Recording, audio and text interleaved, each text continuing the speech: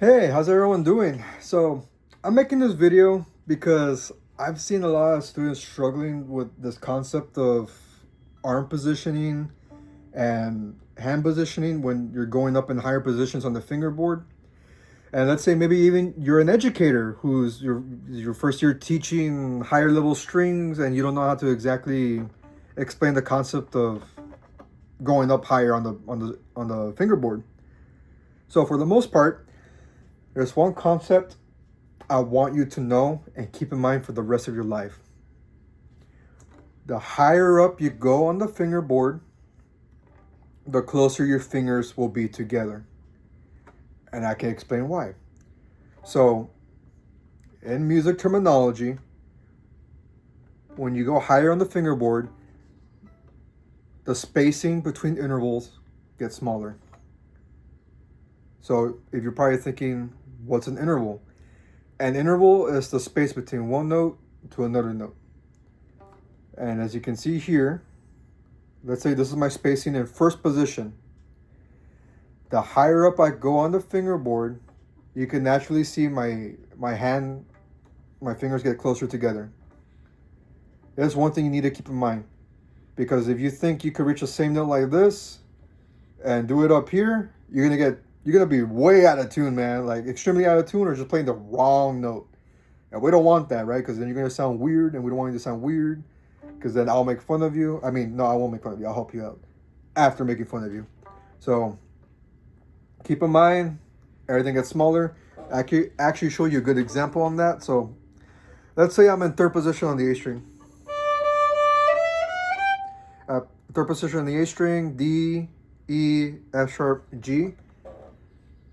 This is what my finger pattern looks like. This is what my hand frame looks like. This is the spacing between notes. Same notes, different string, different position. D string, seventh position. D, E, F sharp, G.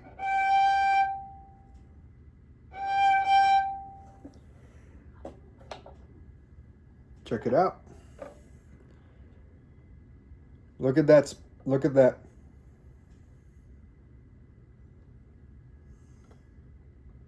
See? Versus this.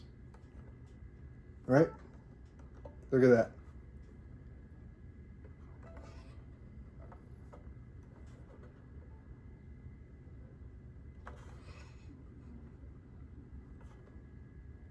Ain't that something?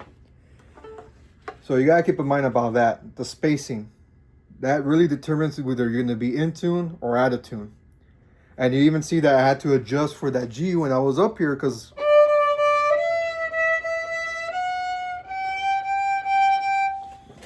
of the way the spacing is. Now, for me, I have kind of chubbier fingers, right? Unfortunately, it makes things harder for me. So sometimes when I go higher, and this is more so for people with kind of thicker hands, if you will, the sausage hand. Sometimes you're gonna have to pick up a finger. So you can see I picked up my finger to adjust. Just to play the right note. Now, if you don't know who Itzhak Perlman is, he's a legendary violin player who has one of the meatiest, biggest hands on the earth for violin. Dude should have been like a cello player or something because like these hands are massive. Like he's just like this, right? So he has a video out there on YouTube where he explains the concept of having big hands, and he explains how he has to lift a finger up every time to put one down just to be in tune. And if you have smaller fingers, right? If you have smaller fingers, a smaller hand, it's gonna be harder for you to do first position compared to like eighth position. And the reason why is because first position is the widest your hand's gonna be, and the higher up you go, you're gonna have to like really like bring your fingers closer together just to play the correct notes. And people with smaller hands kind of have an easier time going up higher because you don't have to worry about overshooting it because there is a little bit. It will be more comfortable for them versus someone with bigger hands like me. So That's one thing to keep in mind when you have a student that maybe has smaller hands, how to compensate for that. So, and I'm going to talk about right now, what if you have a student with smaller hands and they're shifting up? The hardest string when shifting, in my opinion, is the G string. And I can actually show you why. So with the E string, I actually find it, I have it an easier time. D string. Now look here.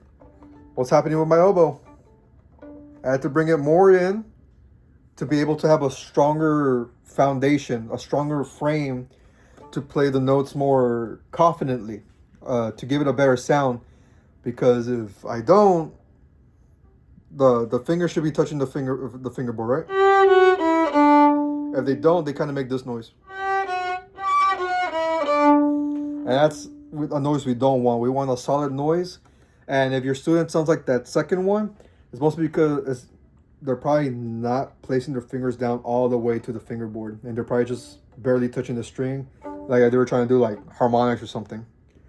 So the thumb is important because when we're shifting up and we're rotating our arm, the thumb should be going along with it.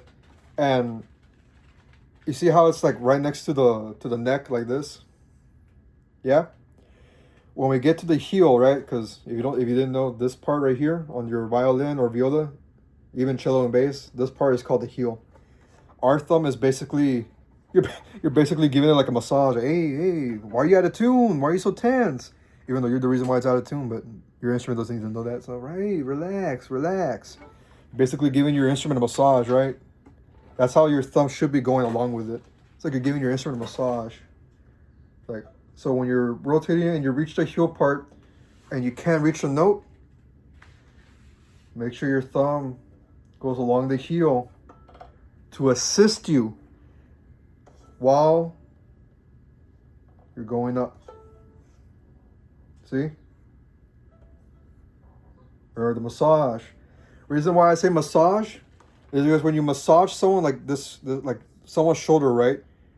You're not gonna be like that, right? Because at that point you're not doing anything.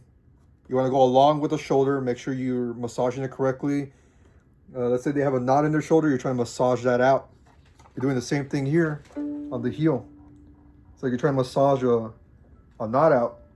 Just trying to massage your bad intonation now. No, not funny? Okay, anyways. And then when you get to the G string, trying to get higher up in that position is a little bit harder. So for me, I have bigger hands, so for me, I don't struggle that much. But like I said, for people with smaller hands, it will be best if they go along the fingerboard after that. Because if you just follow this, what happens? You see the distance between my hand and the fingerboard gets longer and longer versus here. See how close my hand is to the fingerboard? Why am I going to go from this to this? That doesn't make any sense. And then I lose strength. Look, I can't even vibrato. Can't even vibrato if I do that. Look at that. Can't even vibrato with that. So to compensate for that, it's easier to go and recommended to go on the fingerboard. Reason being, look at that. Basically the same hand frame in a higher position, but my thumb is on the fingerboard. The cellos and basses kind of do the same thing. This is our version of thumb position. For cello and bass, they're more like this, right? To reach the higher notes, because if they stay like that, if they did like this, since they have thicker strings, it wouldn't be the same. It would be actually a lot harder. So they compensate with the thumb, because when you push the thumb down, the string is low enough for you to press down on those big thick strings. So like you could actually play the note louder. So for us, our interpretation of thumb position, I like to call it, is this on the fingerboard, because it gives us the leverage to put our fingers down better. So when we go up, hand spacing gets smaller, and then we're turning, and we're giving our heel a massage while we turn. And again, smaller hands, It's okay to go on the fingerboard because we need to compensate for, our for the smaller hands. For bigger hands, it's a little bit easier, but for smaller hands, if you feel like, oh man, I'm self conscious about my small hand, it doesn't matter. You sound good. If you have a small hand and you sound good, be happy. You can even make fun of the people with big hands. Ha! You had to lift up your finger to play that? Nah, man, look at this. I can do it easily. So, a lot of people are self-conscientious about it. Self-conscious about it. I don't know why I was being fancy with my words there, but for the most part, those are the things you have to keep in mind when you're shifting up the higher in the positions. So, if you feel like you learned something, awesome. If you want to add more to it, comment down below. If I forgot anything or maybe you didn't understand something, let me know and I could go more in detail about it to make sure you understand how to effectively shift up higher. And that way you can, improve and sound good. And maybe just teach your students better. Who knows? But appreciate you guys. As you know, educators out there, you want to add anything like I just said, go for it. Thank you.